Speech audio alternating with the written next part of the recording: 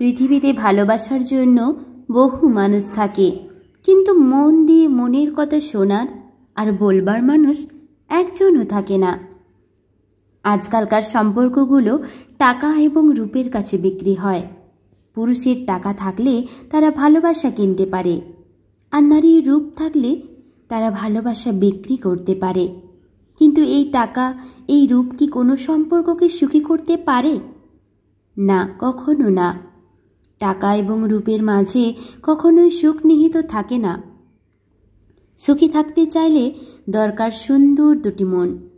সুন্দর দুটো মন থাকলেই সুখের সন্ধান মিলে। সেখানে টাকা আর রূপের প্রয়োজন হয় না।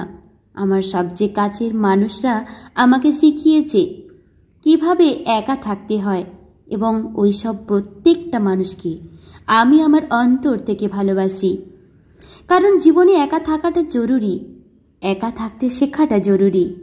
আপনার জীবনের পুরোটা সময় আপনি একজন না একজন মানুষ পাবেন, এমন নাও হতে পারে, বা হয়তো মানুষ পেলেও কিন্তু সে আপনার একাকিত্বটাকে দূর করতে পারবে, এমনটাও নাও হতে পারে।